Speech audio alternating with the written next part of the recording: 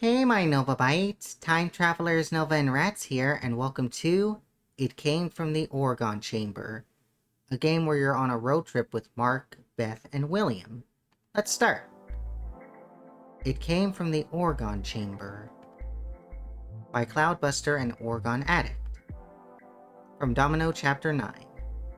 Load Disc 1. Promise me you won't, laugh at him, okay?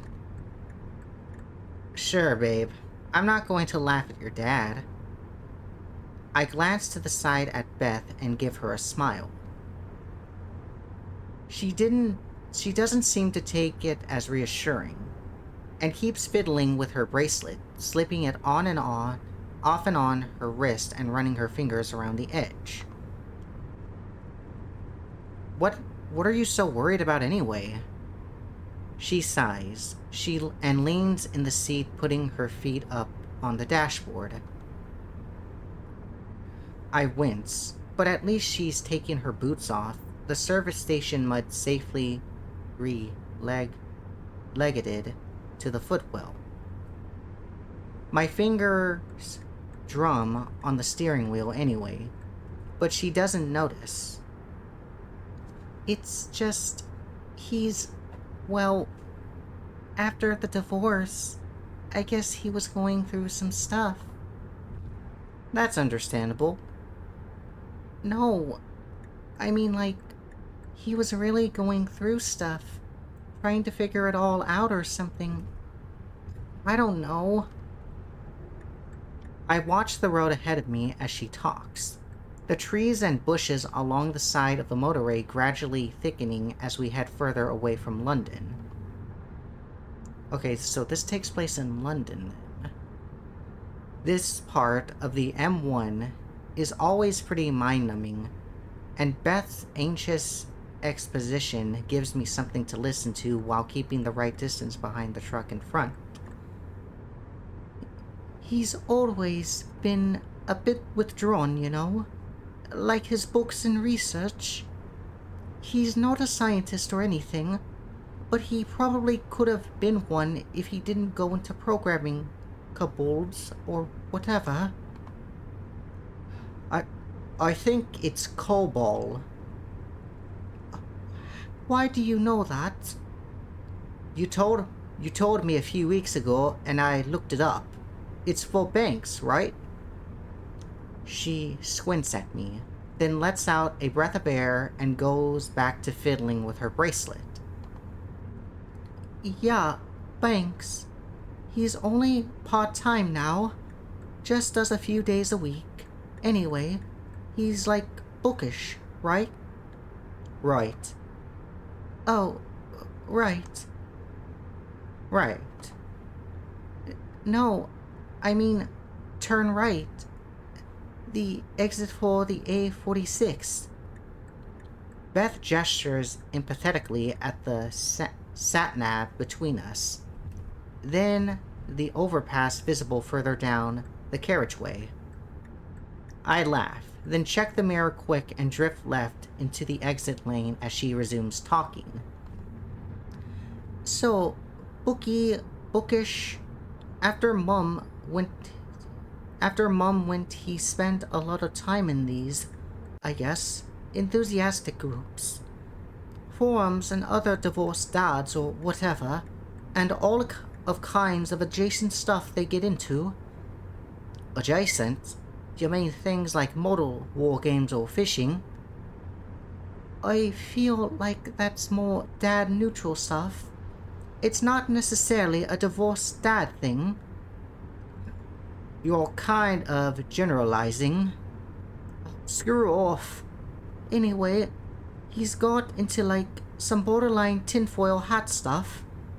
Keeps sending me these articles about cosmic vibrations and tapping into energy sources. That kind of thing. I take the slip road while grinning. Energy resources. Mark, I knew you'd laugh. This is exactly what I was afraid of. I swallow the urge to laugh and concentrate on the roundabout. leaning forwards to look past Beth's feet on the dashboard. Anyway, you've got to be nice about it, okay? He's really sincere about it. I think all this cosmic purple energy stuff, it really got him through a tough time, and now it's part of his psychological base or whatever. Okay, I won't laugh if he asks me about energy. Promise. A gap appears in the roundabout traffic, and I ease down on the accelerator just enough to pull out in front of a slow-looking Land Rover. Yeah, promise. When we arrive, Beth gets out first and strolls ahead to the front door while I get the bags out of the car. It's a nice house. Detached patio garden out front with 2 planters of what looks like onions, and a weathered-looking gnome leant against the wall. It holds the snapped-off stump of a fishing rod in its hands, dangling at a right angle to the part still in its porcelain grip. Hey, Dad. Hello, Bethany. And is that Mark? Wait. With one hand lifting a duffel bag out of the boot, I raise the other free hand with keys dangling from my grip, waving awkwardly. Hello, Mr. Hansen. It's nice to meet you. Bags on the ground, I click the remote, and the boot starts closing on its own. Beth's father peers at it over her head. Is that self-closing? Yeah, neat, huh? He nods appreciatively, and turns back to Beth, who beckons me over with a hand. I carry the bags up to the cobbled path to the door, one in each hand, and as I reach the pair of them, I realize Mr. Hansen is at least 3 inches shorter than me. Oh, do come in, both of you. How was the drive? I'll put the kettle on if you want. That'd be great, Dad. The drive was okay, right, Mark? I shrug. It was adequate. Getting stuck on the M25 for an hour knocked a few MPGs off the efficiency I was expecting, despite trying to slipstream a bit more than usual after. Yeah, it was fine. Nice weather the last hour. Good, good. Oh, you can leave your shoes there. There's space on the rock for 2 pairs. He gestures down at a handmade-looking wooden shoe rack, the screws not quite countersunk evenly along the side. A pair of worn-looking brogues sits on top of it, lined up very neatly. Bethany, do you want to show Mark what the guest room is? I'll make some tea while you put the bags away. Sure. Is it still... Yeah, it's the same room. I moved some of the boxes out to make some space. Beth smiles politely, then ushers me out of the porch into the house proper. From the small entry corridor, a staircase heads up on the right and 2 doors open out onto the left.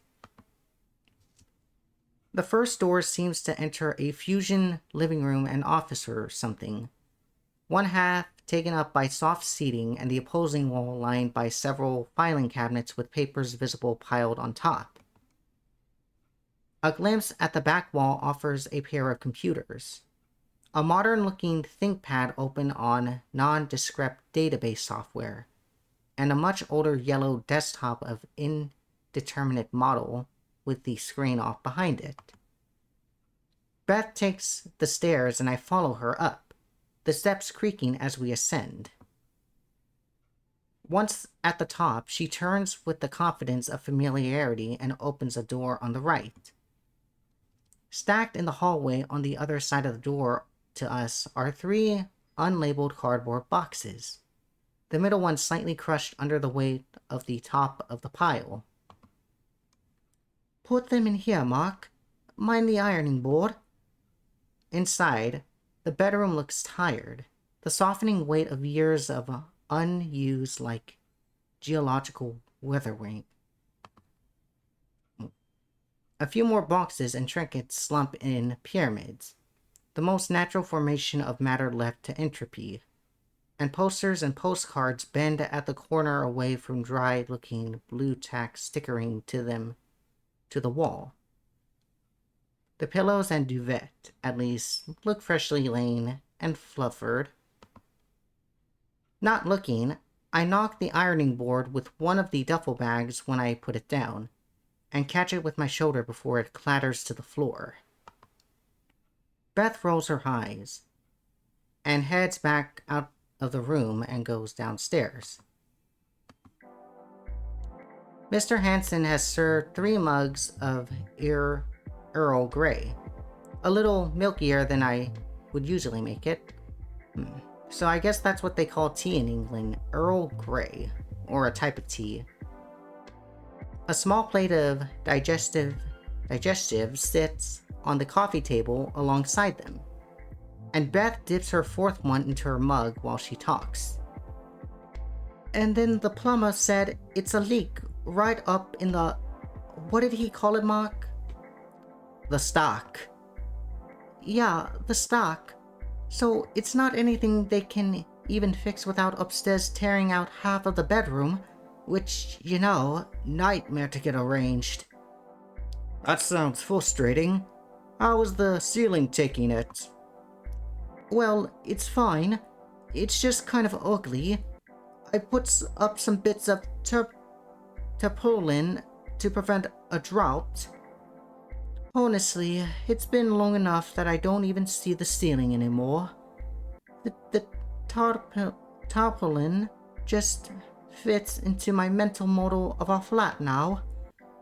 I know what you mean. It's funny how you stop notice. A buzzer goes off in the other room, and Mr. Hanson's head twitches up in surprise. Oh, that's dinner. Sorry, just let me... He gets out of his armchair and squeezes past the both of us on the sofa, heading for the kitchen and quietly muttering something once just at the edge of earshot. Beth watches him go, then turns to look at me expectantly. Huh? What? Well... I shrug. He seems nice. She smiles in relief and leans her head on my shoulder. If there's anything about her father for her to be nervous for, it's not obvious yet. Bethany, would you help me set the table, darling? Beth twitches and blushes slightly at the affectionate name. She calls back a sure to the kitchen, and gets up from the sofa, beckoning me up too. You want me to help? Nah, you just take a seat at the table. You drove after all. Dining room's this way. I follow her back into the corridor and to the second door coming off it, into a long room split into dining and kitchen with a middle doorless archway. A cream tablecloth hangs off the edges of the table in the center. 4 smart dining chairs with cracking black leather surrounding it. One of the chairs is stacked with books, the other 3 looking recently tidied up. When Beth heads through the archway to assist Mr. Hanson, who's bent over retrieving a casserole dish from the oven, I take the closest empty chair and look around the room further. My gaze stops at a tall wooden box stood against the far wall, between a window and a doorway out into the garden. So this is the box. The front gives me no indication of its purpose, just a plain varnished wood with a door handle mounted halfway up. It's completely devoid of decoration, which somehow makes it all the more baffling. For some reason, I think about the monolith from 2001. When we watched it a few months ago, I found the black rectangles kind of silly as a means of winding up some apes. I wonder what they would have thought about this one instead. They would probably be less curious since it's a natural substance of wood. Dinner is pretty good. Beth's father is a good cook, and he serves a potato and fennel casserole with a homemade bechamel. He says matter of factly alongside some pork chops and garlicky green beans. I would have preferred peas. Green beans suck, but peas or corn is good. When he says there's seconds for anyone still hungry, I gladly take a bit of extra of the casserole, while Beth turns it down with a little shake of the head. Casserole seconds turned into glasses of wine. White, okay. And Mr. Hansen's polite conversation about the nature of financial COBOL programming hits a lull. Beth starts to lean her head side to side, cracking her neck in the way that I know usually means she wants to get up and stretch without being bound to the polite observation of the dining table manners. But something has struck in my mind. Say, Mr. Hansen? Huh? Yes, Mark? I glanced to the far wall of the room, then back at him. Out of the corner of my eye, Beth freezes mid-neck crack and watches me. What's that wooden box at the end of the room? Beth grimaces, but if he notices it, her dad ignores it. Instead, he leans forward, elbows resting on the table and spinning the dregs of his wine into the glass. That, Mark, is an orgone chamber. I blink and stare at him. Orgone, Mr. Hansen? He blinks and laughs briefly. Please, you can call me William. We're all adults here. He finishes his glass of wine, placing it back on the table and then picking it up again to move it further away from himself, out of the danger range of gellucidation. Orgone, Mark. It's a form of omnipresent energy or matter that can be found both within and without one's body. You know about electricity in the body, right? Yep. Well, orgone is a similar kind of manifestation, although perhaps it would be better to say it's closer to your balance of vitamins and minerals, maybe. Or blood oxygen. Yes, that's maybe better to compare. Dad? Wait a minute, darling. Mark did ask. Beth rolls her eyes and picks her wine glass back up, pouring a little more from the open bottle on the table. She clutches it in two hands and peers over the rim at me, beaming daggers into my temple. I see. What's the box for? Ah, well, you see, orgone is connected to your sense and reality of vigor of one's energy. Energy in an existential kind of way. For a man to have an imbalance or deficient of it is to have his validity and potency, well, insufficient. To be impotent.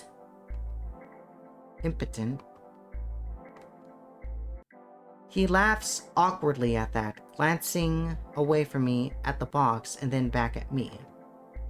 Well, in one manifestation, perhaps, but I mean in a more holistic sense. He reaches out for the wine glass again, picking it up through empty and fiddling with it in his hand, tracing his index finger around the rim. Bethany? Probably mentioned that her mother and I are divorced. The process, as is common, triggered some introspection and inward thought in me. After some research, I found it likely that I had a deficient in my own orgone accumulation and ended up, well, making this accumulator you asked about. I look between Mr. Hansen and the box. The accumulator sat at the end of the room immobile. For all I expected, for all I had expected to laugh, something about his manner of explanation comes across as endearing. It's clear he really believes it. To my side, Beth still stares at me, mentally imploring me to drop the conversation. Well, that's true. Beth said her father was a conspiracy theorist, and that wooden box is essentially his energy or life source, essentially. But I don't feel like laughing about it anymore, and instead... So, what does it do? Mr. Hansen hesitates for a second, then stands up from the table and starts to head for the chamber. The Orgone chamber is, it's designed to collect and channel Orgone energy into the user. Natural background Orgone radiation is attracted to the organic material used in its construction teak I've used here, and then be passed through the mental lining and into the chamber itself, where it accumulates. Like a one-way valve, you mean? Exactly. Then, all one must do is sit inside the chamber and let this natural source Orgone flow into you to help refill and replenish your body's own natural generation of it.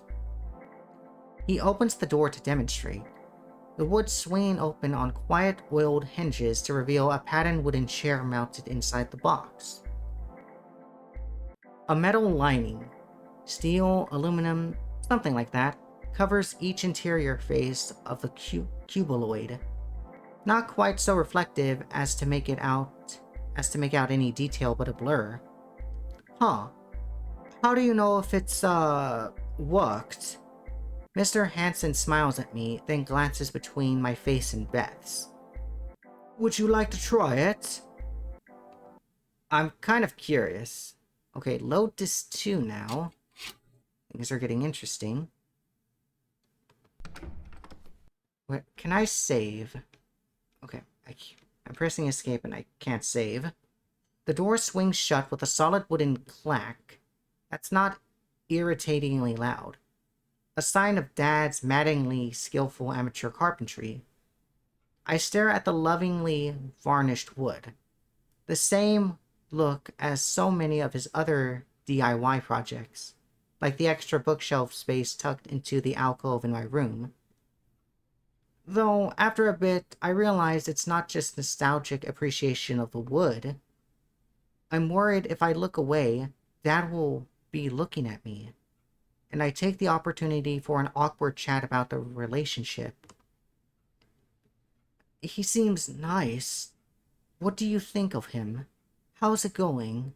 And so on. I squirm in my seat, fiddling with the utensils left on my plate, watching for any movement or sound from the box. God, it feels like Mark isn't here. The door closed and he vanished. Simple as that. Or some impenetrable partition lowered, so he may as well be in another world. The box sits, still and silent. I feel one of my hands grasping around my wrist, unconsciously fiddling with the bracelet. I finally glance over to Dad when the awkward silence drags on too long. He's also looking over at the box, but soon contents himself that whatever process is happening to my boyfriend is now happily underway. So we're in Beth's perspective then. He pats his knees with satisfaction, then hoists himself up from his chair, walking around the table to pick up the plates with a smile. I'll get the ice cream out of the freezer, so it's nice and soft once he's out. Oh, sounds good. Oh, wait, that's not the right accent for William. How long do you usually...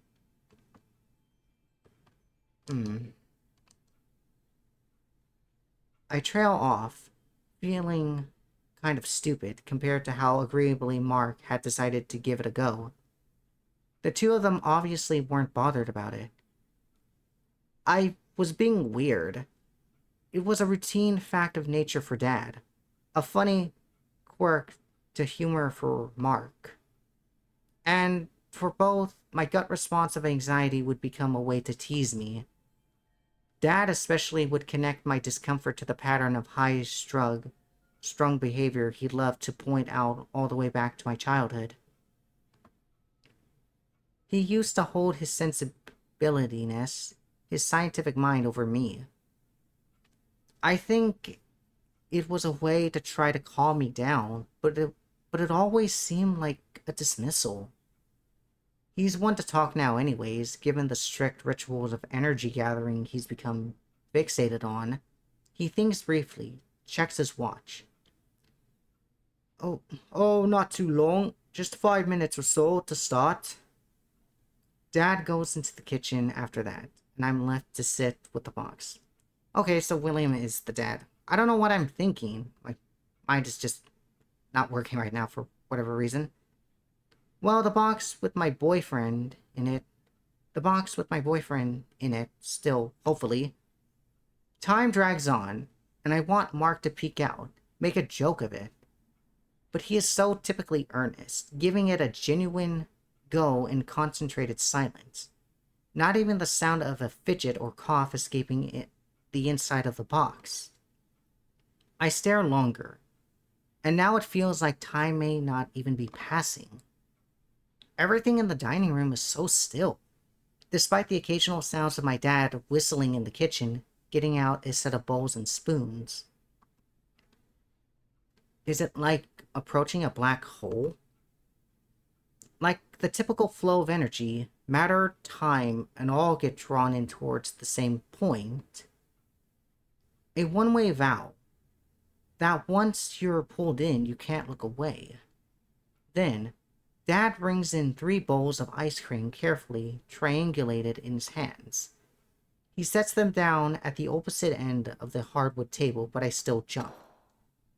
How's it going in there, Mark? The door opens. Mark sticks his head out, like of course nothing has happened. It's fantastic, Mr. Hansen. I was a little worn out from the drive, but I've been a bit rejuvenated by that, I think. Oh, that's wonderful. Well, we'll have you get you on your regular schedule while you're here to see the full effect. Dad laughs. I roll my eyes. Normacy, as much as it can in this house, returns, settling itself like an old house cat. And we eat plain vanilla ice cream around the table. That's good. I prefer vanilla over chocolate. But strawberry is the best. I don't care what people say. I scrape the bowl, then hold the spoon into my mouth, warming the metal, thinking. After shifting around a few more boxes and neglected household items, the guest room, my old room, is basically habitable. Before going to bed, Mark and I brushed our teeth together in a tiny hall bathroom, with its out-of-date wood decor and an ancient little plastic stool still tucked under the sink. Instinctively, I feel a little shy, changing into pajamas with another person in a room where I had been so used to being alone. When I lift up the duvet, it's a little cool and musty, but thick and comfortable once I get in.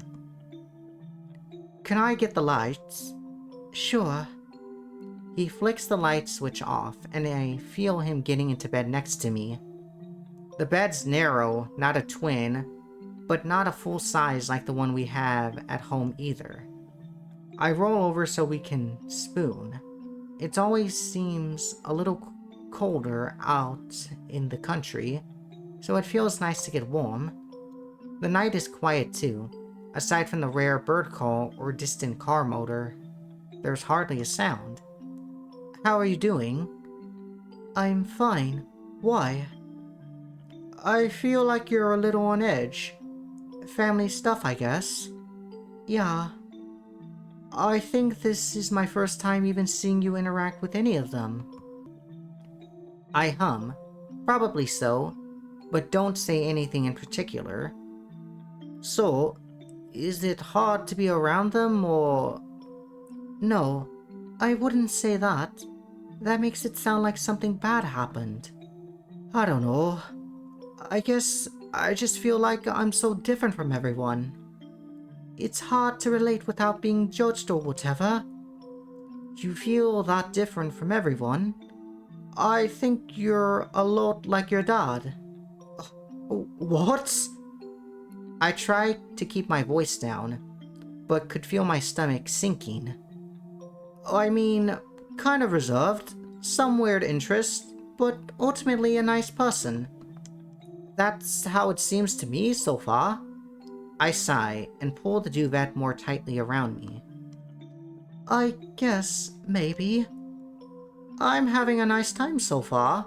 I think it'll be fine. And maybe I'll learn a straw project or something. He waits for me to laugh or signal some kind of agreement, but it feels like my brain is fully occupied, picking through all of the implicit contents of this conversation, of the whole evening, like I'm rooting through seaweed washed up on a beach. Well, I'm gonna catch some sleep, okay, Beth? Yeah. Mark gives me a quick kiss on the cheek and rolls over. He's snoring in less than 10 minutes. The beautiful life of those gifted with a powerful internal clock. I try not to keep myself awake envying it. I also have an internal clock, though I only listen to it when I want to get up. But of course, I can't sleep. My brain feels scattered, and any position I try to lay in becomes uncomfortable before I even can nod off. Good thing Mark is a heavy sleeper, and doesn't even stir through all my rolling back and forth. Even as I try to reassure myself that my dad and boyfriend seem to be getting along. Well, getting along maybe too well. And that my dad is happy to see me. And that really it will be just a week off in the country and I should be happy and relaxed. My thoughts keep racing, heart pounding, and keep looping back to how strange Mark vanishing into that closet cupboard chamber had felt. Get up and check the Orgone chamber or try to sleep. I really want to see the Orgone chamber. I slip out of bed, down the stairs, and down the hallway to the dining room, only going by the dim shapes in my night vision. It's easy. A way I had walked thousands of times before, of course. Plenty of times in the middle of a sleepless night, too. I edge around the dining table like a sleepwalker, then put my hands out in front of me until my fingers are gently tented on the teak of the Orgone chamber. It just feels like varnished wood, slightly cold in the night. It's nothing, right? Just some crazy crank belief my dad picked up after the divorce, which honestly had the benefit of getting him back on the amateur carpentry projects he's always fiddled with when I was a kid. The sort of abstract ideas of energy that he found so convincing weren't strictly real. But like religion, they could help someone cope with a world that felt too complex or unpredictable. Something to control, or at the very least, influence. Right, under my fingertips, it's just wood. I take a deep breath, inhaling slowly and listening. The house is completely silent. Absolutely sure neither my boyfriend nor my dad are stirring, I feel my fingers around the edge of the door, and it glides open soundlessly. It must be my eyes adjusting. For a second, the inside seemed to emanate a dim glow. But no, it's totally empty. Just a small wooden chair with a cushion on its seat inside. What was I worried about? I smile, feeling reassured, and reach down to brush the seat with my fingers. Oh, but the cushion feels warm, like someone had just been sitting on it. Suddenly, I'm mentally back at square one, too freaked out to sleep. No, worse. The contrast between my chilly fingers and the warmth of the bench felt like objectively existing confirmation that something was very wrong. I try not to run back to the room, even though it feels like any sort of abnormality could be glaring at me from the shadows. Though, even if I did trump or thump around Mark, even though I did thump around Mark, probably wouldn't stir.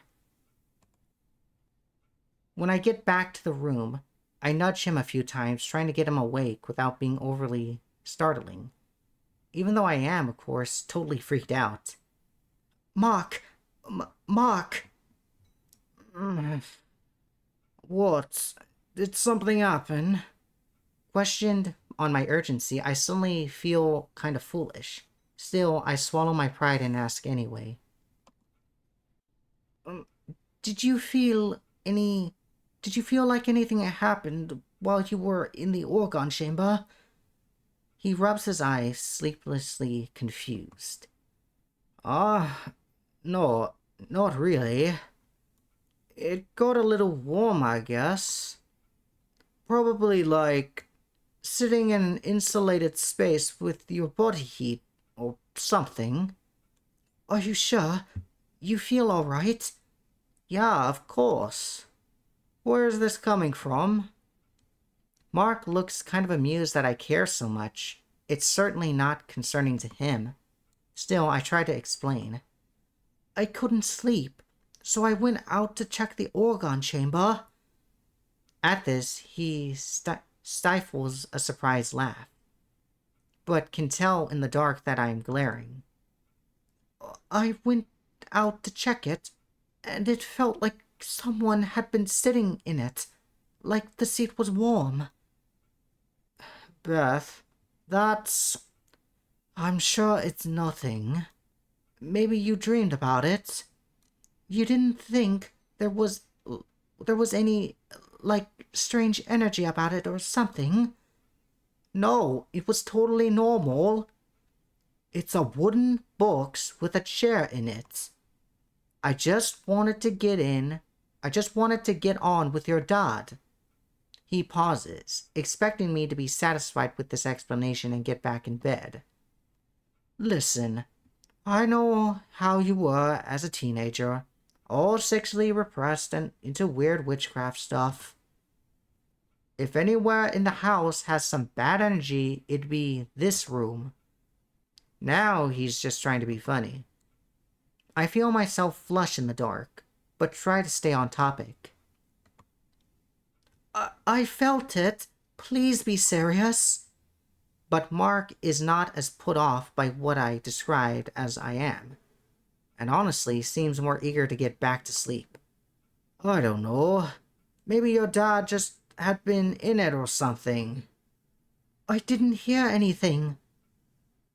Maybe it'd been a few minutes. I don't know.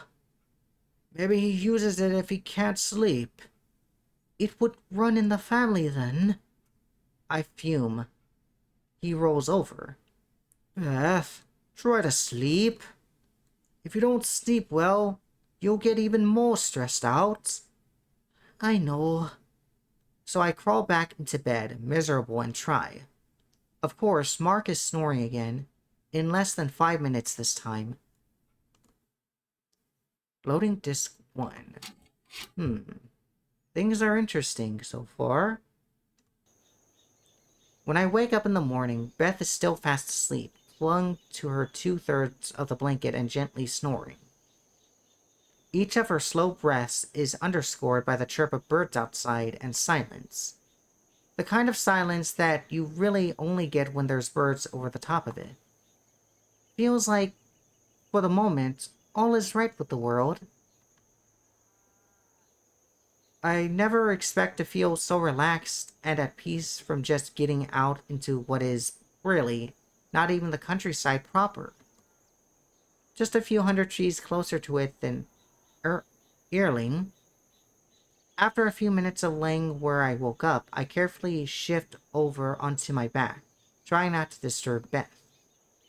She snorts and mumbles slightly, but doesn't show any signs of consciousness. I probably got a while until she does. Staring at the ceiling, the morning light creeping across the wall, I spot a few tired and faded-looking glow-in-the-dark stars struck haphazardly in a constellation. If they were glowing last night, I don't remember seeing them. But now, as if charged from the sunbeams peeking in, they shine ever so slightly above me. If this is Beth's bedroom, she never actually clarified. I dimly remember, but it feels like a safe assumption. Then, it's a cute affection I never expected of her. If I pointed it out now, I expect she'd tell me to screw off. The thought makes me laugh very slightly, prompting another stir from her next to me. She curls into a slightly tighter ball and continues snoring. She might be sleeping soundly still, but I feel wide awake. Not from a shock or anything, just the wakefulness of a good peaceful night's sleep.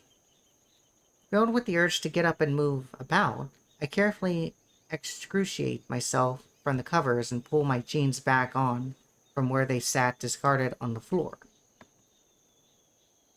They're a little cold, but not unpleasantly. The freshness just adds to the sense of unexpected energy I find myself within. I don't want to stay in bed waiting for Beth to get up. And as if sensing my thoughts, she snorts again and shuffles around under the blanket. I turn to look at her expectantly, but she just remains steadily fast, deeply asleep, in spite of the beams of golden sun coming in through the window. It's kind of admirable how she can do that, really, even if it takes her forever to get to sleep in the first place. My quiet contemplation of Beth's sleeping form on the bed is broken by my awareness of actually quite needing to piss. I stand up quietly, crossing the room on my tiptoes while grabbing my phone from the bedside table. When I open the door, I cup my hand around the edge to control its movement as slowly as I can, and ease it back shut after myself, or as finely ajar as I can manage without the clunky sound of it shutting. Outside, the upstairs corridor is dim, the blinds drawn across the window at the end of the hall. I fumble my way past the sacked cardboard boxes to where I remember the bathroom being, then pain. I bite back a swear too rude for this time in the morning and step backwards. Looking down and squinting in the light, I can make out Beth's bracelet. Huh. She must have dropped it when going to bed. She takes it off before sleeping. Just usually leaves it on the bedside table. I pick it up and tuck it into my pocket, glad she's asleep and can't see me rolling my eyes. Bending down reminds me with unpleasant urgency that I needed to pee, so I quickly dart for the bathroom and root around for the light switch on the inside. I felt the nice angular form of the switch and click it on. It's a really nice click, actually. A satisfying snap as it switches, but with enough of a bounce on the end to not feel like a final decision. On impulse, I switch it back off again, then on, listening to the click each time. Yeah, good. I nod to myself and shut the door, not bothering to lock it with whatever dead silent time of morning it is. Instead, I consider to myself the question of whether it's more polite to sit instead of stand, given this is my girlfriend's father's house. On the balance, I'd rather not spill onto the fluffy U-shaped rug hanging the base hugging the base of the toilet, so I sit down. Orienting myself this way instead, standing leaves me looking into the 3/4 length mirror that runs the back of the bathroom door. At myself, staring back from the mirror with my hair still messy from bed. And at my own bare legs, jeans crumpled around the ankles. My calves look pretty good this morning. I thought I'd been slacking a bit with the gym lately, but they're alright actually. I prefer cycling, not going to the gym. I give my left calf an exploratory squeeze and prod while angling my foot up a bit, and it feels like testing a medium rare steak. Very weird comparison, but let's continue. A little achy after the drive though, gotta sort that clutch pedal out. I fiddle around with my phone to unlock it and make a note to work on the car next weekend. Figure I'm not going to have the time while up here, or rather, it'd annoy Beth to ignore the parental introduction for car maintenance instead. Then again, her dad seemed to like the automatic doors at least. What better bonding experience than two guys working on a car? I smile to myself and realize I'm already done pissing and am sat smiling at my phone instead. When I get up, I hesitate before flushing. What's the rules on the early morning flush here? The pipes in old houses can really be noisy and Beth's asleep. Okay, she'll almost certainly sleep through it. What about her dad? My fingers hover a few inches from the handle. What the hell. It's more polite. I flush, and an anticlimactically quiet amount of water emerges. All good. I stick my phone back into my pocket and start washing my hands, when I hear quiet footsteps coming down the corridor.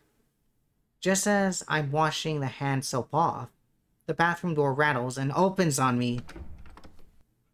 Thank God I have my own personal bathroom in my bedroom. Mr. Hansen steps in, then freezes in the doorway, blinking and confused. Oh, sorry, No, all good. I'm just washing my hands. I smile politely at him, gesturing with wet fingers dripping into the sink. I forgot to look. Didn't think anyone else was up. He smiles back a little awkwardly, then steps back out of the bathroom to wait. Oops. Oh well. At least I was already dressed again. After drying my hands, I step out of the bathroom and nod to Mr. Hansen. Thanks. All yours. Thanks, Mark. He passes me to go in, then leans back out to speak again. Is Bethany up too? No. She's fast asleep.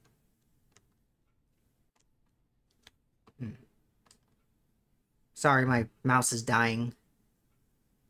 Of course. Well, I was going to make breakfast in a few minutes. You're welcome to join, with or without her.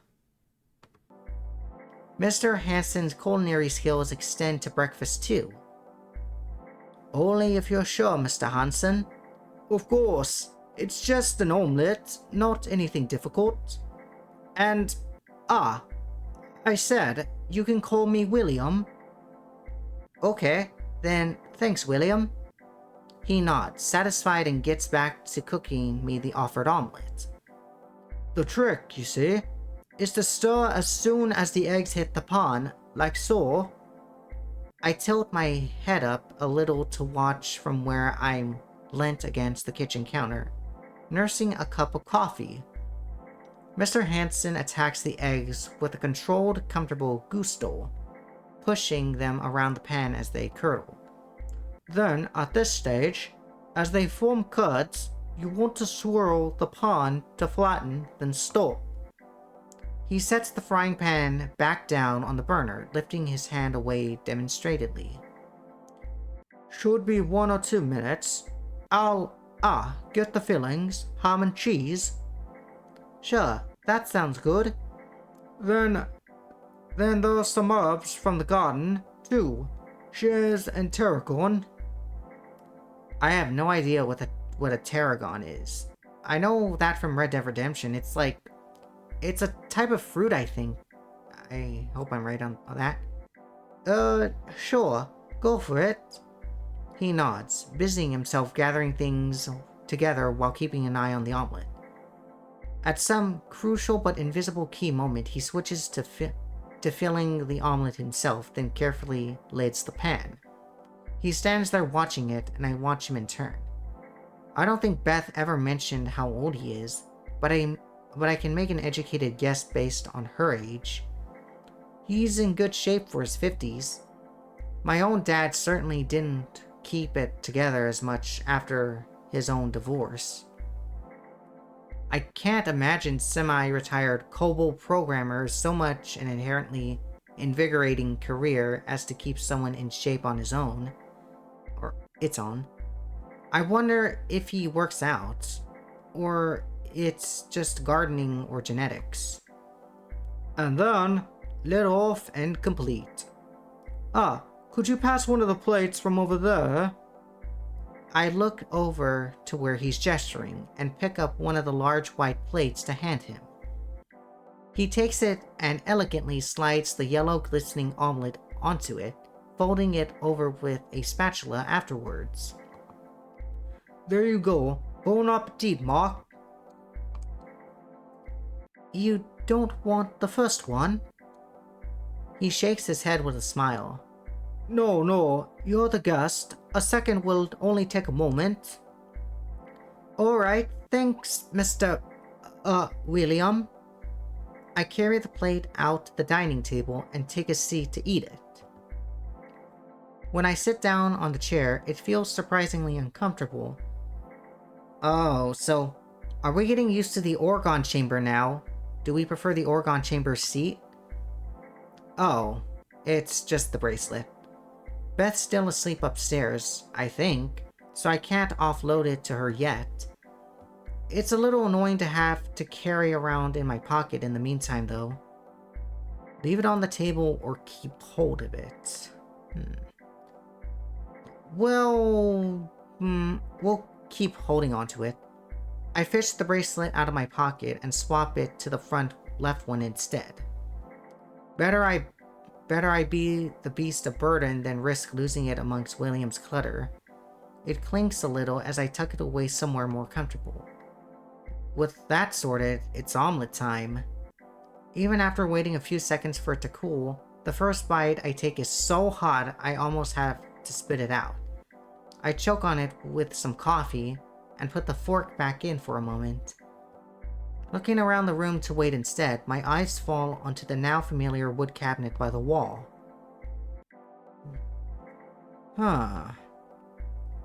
What did he call it? An Orgone booth? Chamber? Accumulator? A name larger than its physical appearance, at least. A wooden box with a simple seat in it. I wanted to humor William yesterday, sitting inside it and counting sheep, waiting for the magic to happen. It felt like as magical as sitting inside a wooden box in the dark. But I do feel kind of tempted to try it again. In the warm sun of the morning, I can kind of understand how someone would feel like the quiet isolation would force some kind of revolutionary effect. After about 2 minutes in there, I could hear my own heartbeat louder, as if the world had shrunk down to my confines of the space without my own senses dulling proprietarily. Yeah. That, in itself, is kind of cool. It's rare to go in such a small room and be so on your own. I guess it's the same kind of non-threatening isolation of going into the bathroom. Perish the thought of doing it so in the Orgone chamber. I make myself laugh with the thought, and William looks over from the kitchen. How's the omelet, Mark? I pick up my fork again, guiltily. Oh, it's good, Mr. William. Just letting it cool. Don't let it get too cold now. They're best fresh. Yes, sir. He laughs and finishes prepping his own, sliding it onto a plate and walking over to join me. Once sat down, he attacks his own one with immediate enthusiasm, pausing after the first bite only to grind a few twists of pepper over it. I prefer salt. Spurred on, I resume eating on my own one, and for a few minutes we eat in compassionable silence. I finish first, as William gets up partway through to fetch some medication from a kitchen cabinet. When he returns, I'm waiting with an empty plate on the table, staring into space. He follows my gaze and sits down with a smile. Thinking about it? Huh?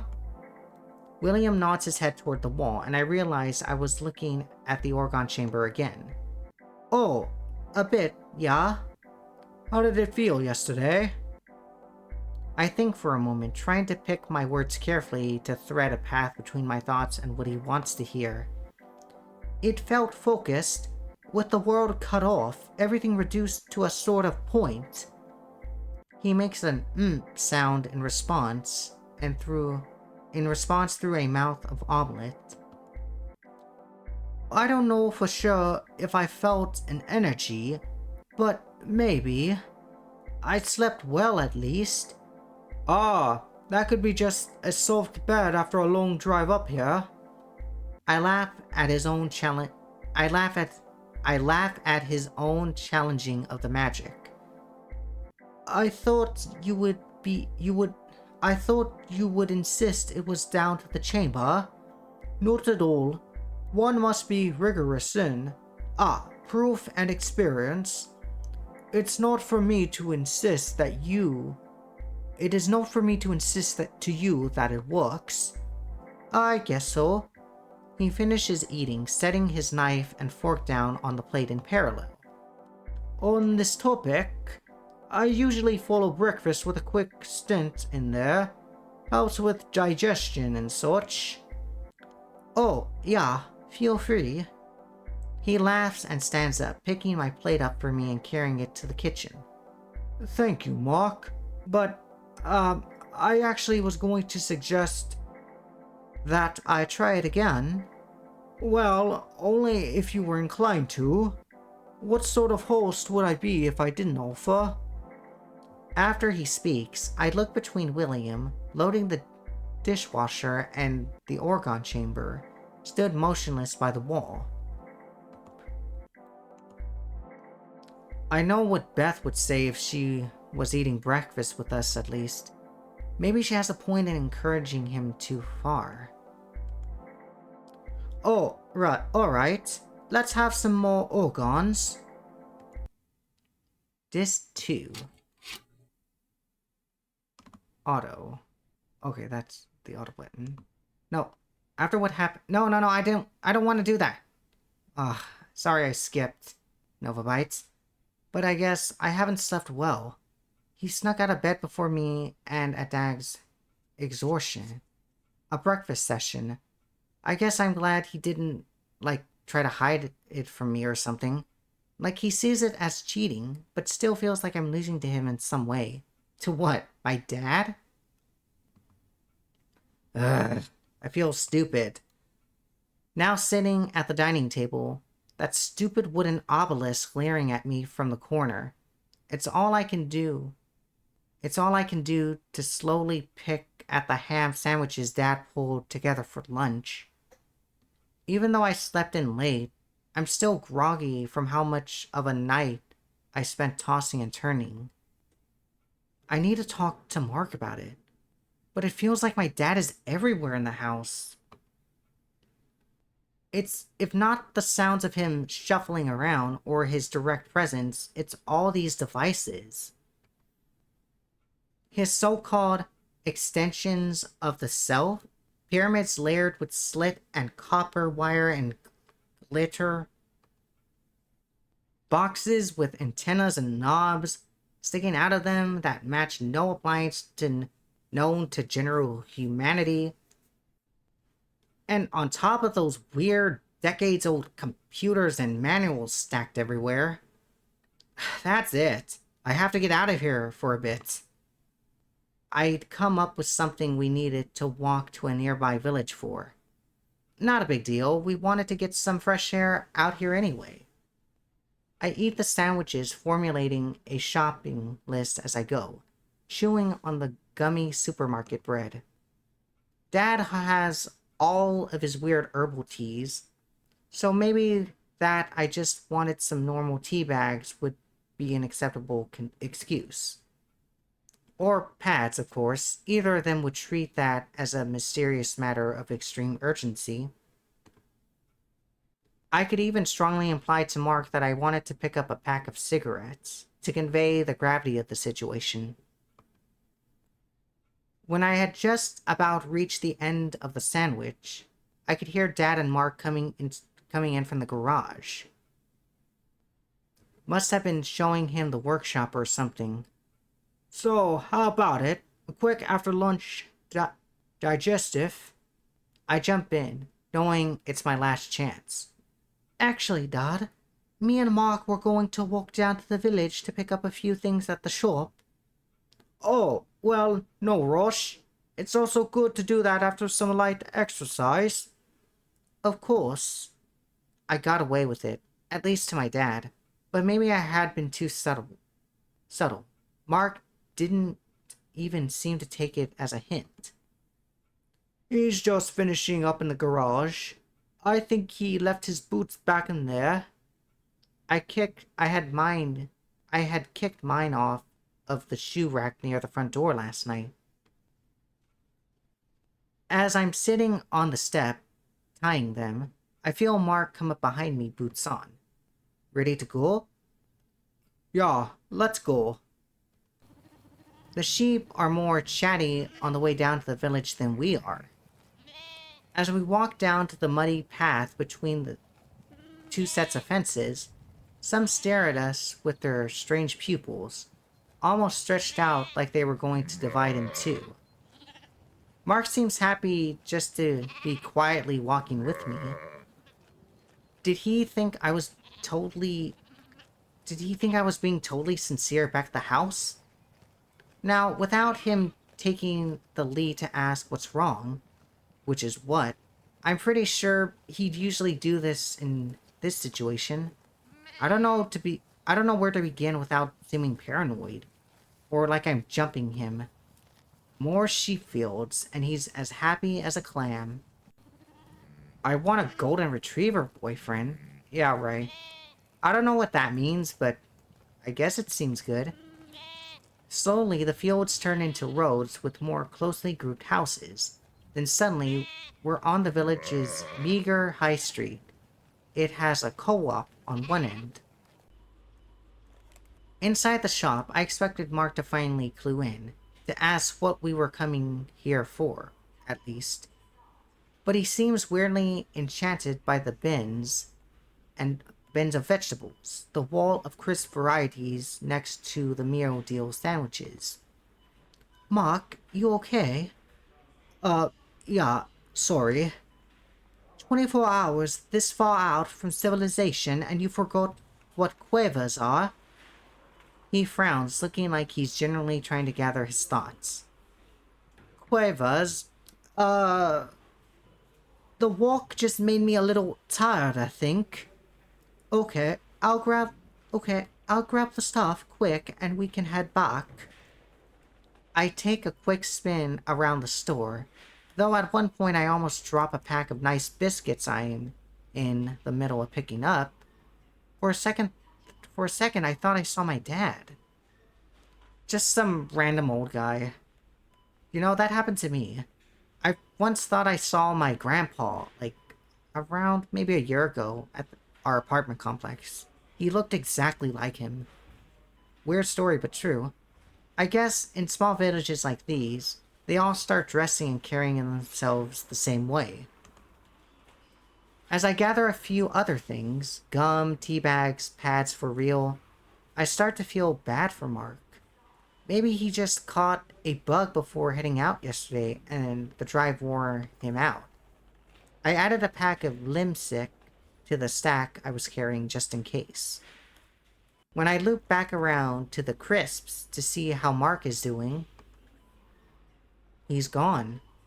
I loop around the shop a few more times, looking down each of the short aisles. Start to worry I might come across as acting strange to the regulars. Finally, I come up behind someone who looks like him, but when I tap his shoulder, ugh, it's just the guy I mistook for my dad earlier.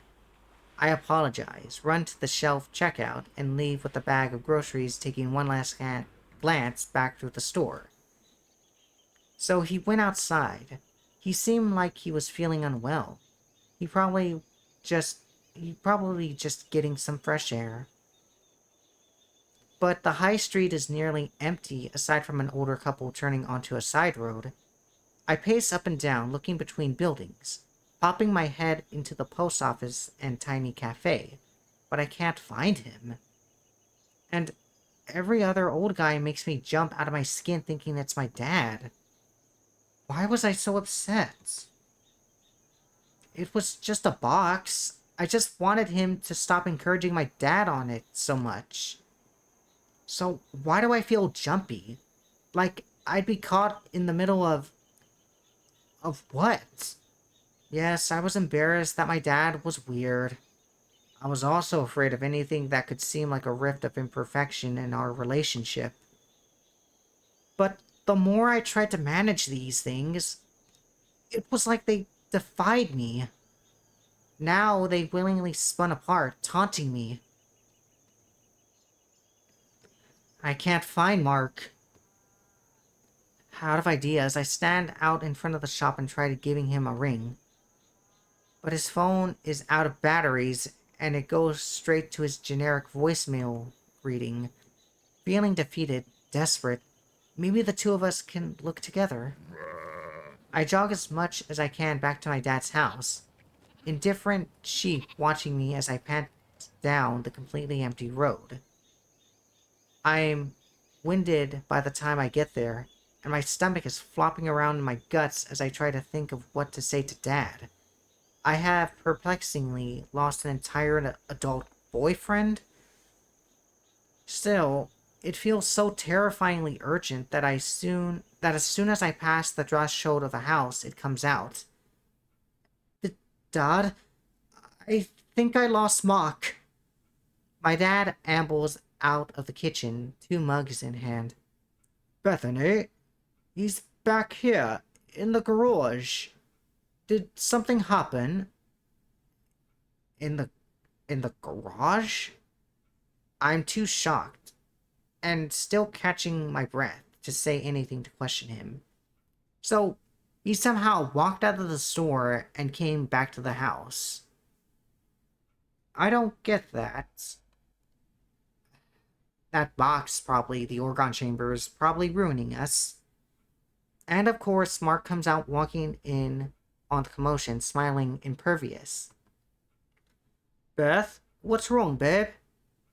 I hadn't seen anyone on the way back, and he had been feeling unwell. How did he get back here so fast?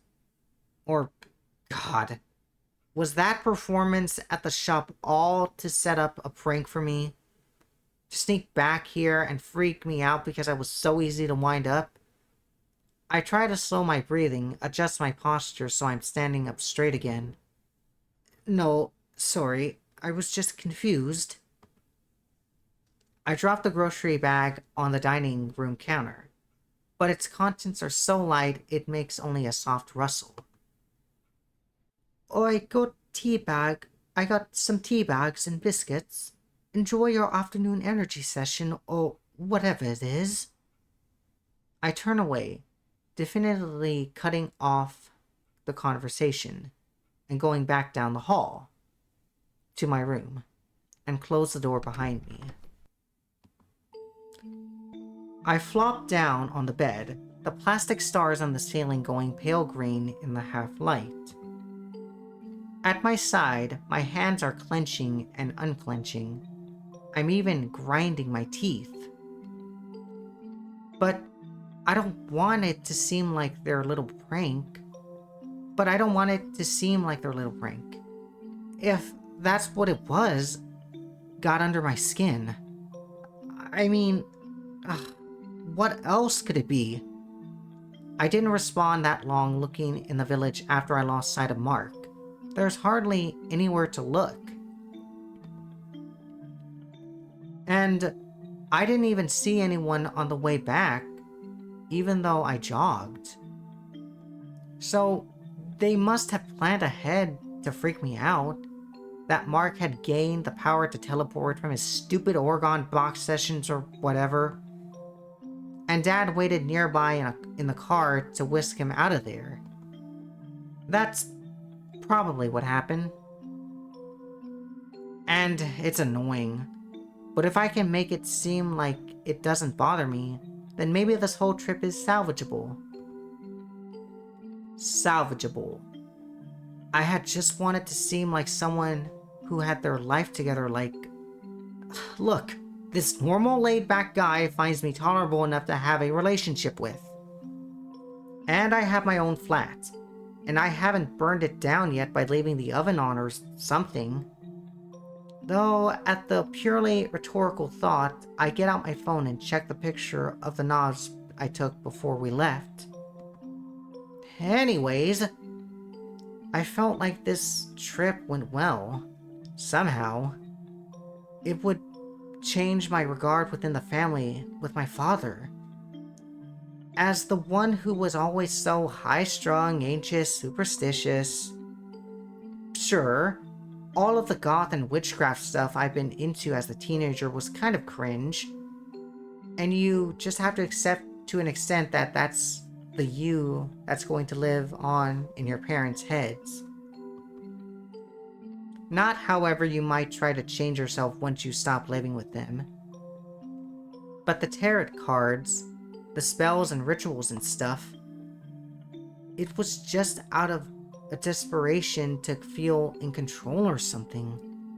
And of course, at the first disruption to his picture-perfect life, Dad goes and builds a similarly insane structure of meaning, of protection. I was embarrassed because it was weird. It was a weird thing to drop your partner into, of course. But I was also realizing I was embarrassed by how similar we turned out to be. Or maybe I wanted him to admit it, that I wasn't the weirdo black sheep. That he shouldn't have teased me so much if we were going to end up the same. I feel a lump rising in my throat. A whole pity party chain of thoughts that would follow this one. So I put my hand over my face and will myself not to cry. Then, just then, there's a knock at the door. Come in. It's Mark. I prop myself up on elbows to watch him as he walks in. And it does seem like something's off. He does seem like he feels a little unwell, but not like before. Instead of the hazy distractibility, it's that sort of uneasy urgency that the body reacts with when it knows something is feeding on it and has to be purged or else. Tentatively, I move first. What's up? I just wanted to check on you. I'm alright. Are you okay? He shifts his weight from foot to foot a bit, then paces around to look out the window. I'm sorry if I wandered away from you earlier in the village. That would be really weird of me. If I sit up this time, no longer sure if he was continuing to screw with me or something much weirder than my initial read on the situation was going on. Well, I don't remember going with you. He looks down at his nails, unsure. Actually, I started feeling really exhausted after you mentioned the shops. I thought I'd just talk to your dad in the garage. He got up to make us some tea, and I started feeling a little better again. Then after that, you ran in. But you were with me. I reply to him firmly, and he shrugs, either playing it up or with genuine anxiety. But please don't keep messing with me. If this is a prank, you two got me, alright? I'm not. Your dad has no idea. I believe you that somehow I went with you, or it seems like I did. But I only remember being at home. I've seen him look confused, but rarely so worried, so I decided to give him the benefit of the doubt. But what does it actually mean then? Something's up. I think we should take you to get checked out or something.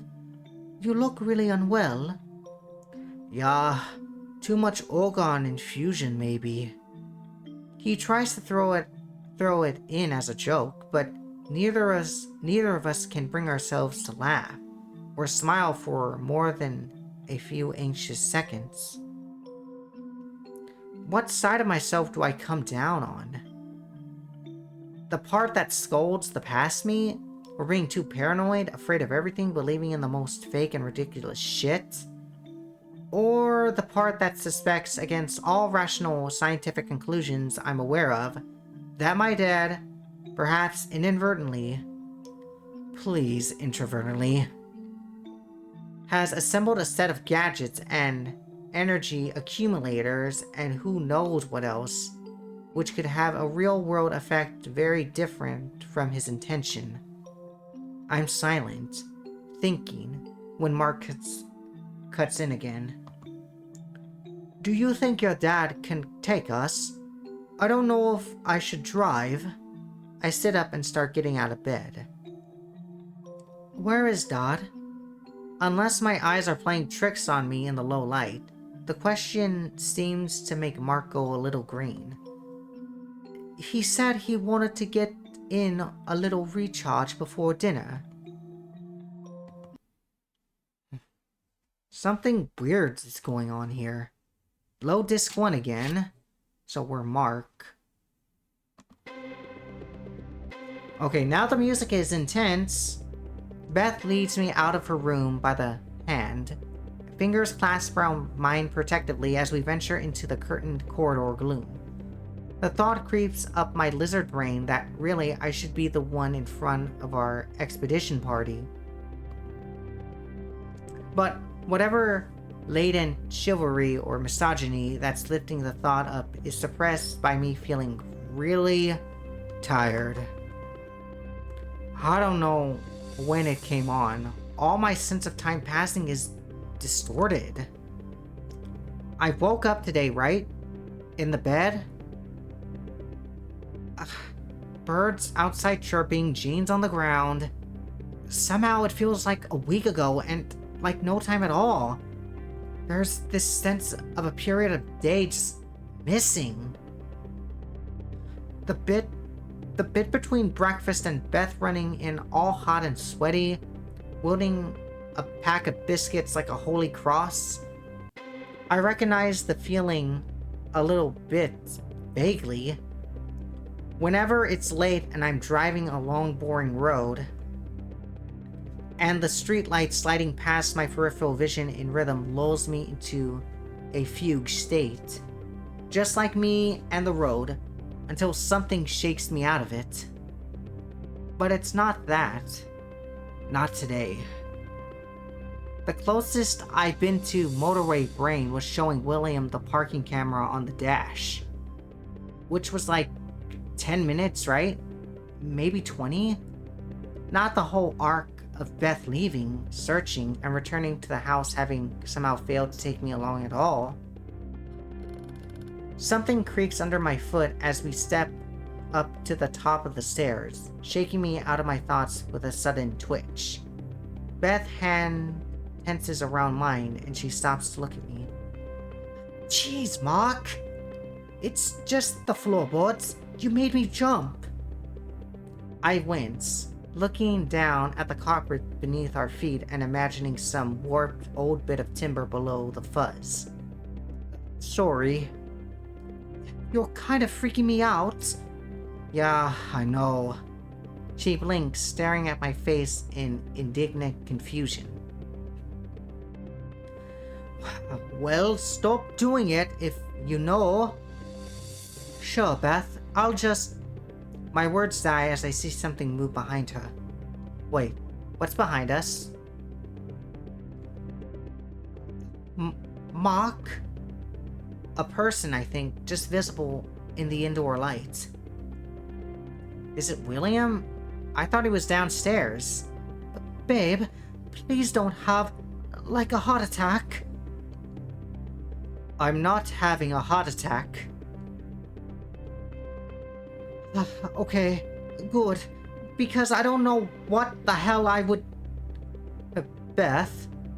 I squeeze her hand and put my other one on her shoulder to shut her up. So, something is watching us, but what? Can you turn around and tell me if you could also see that? Her eyes go wide, staring at me in sudden terror, then slowly turning her head.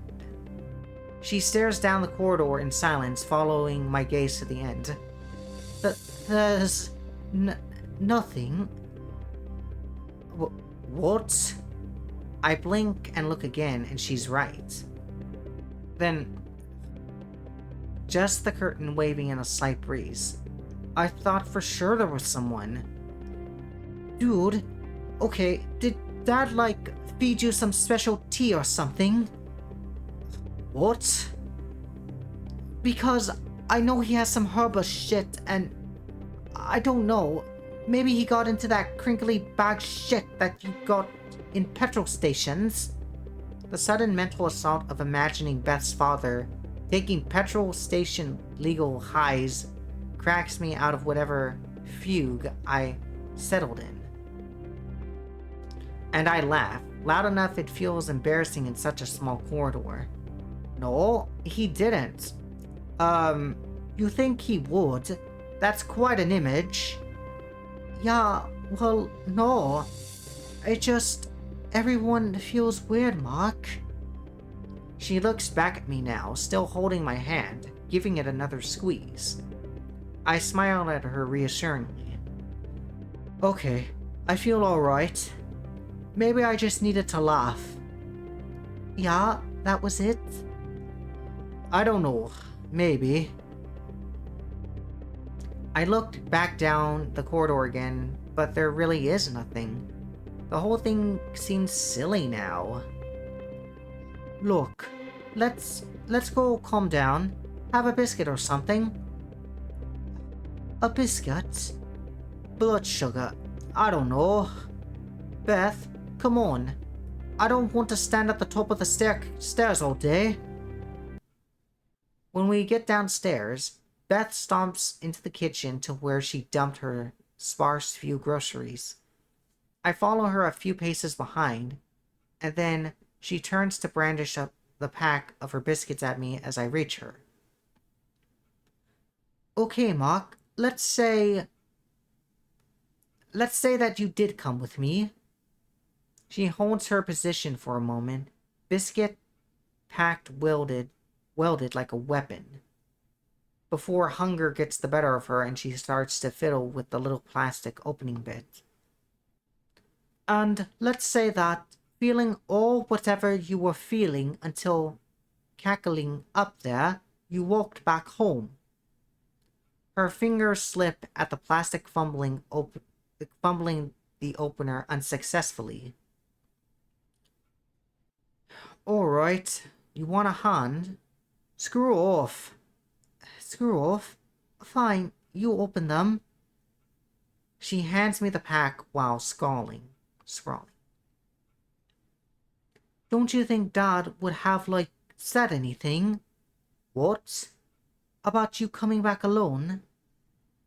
I open the biscuits, and the opening ring tears in a perfect circle around the circumference of the pack in a really satisfying way.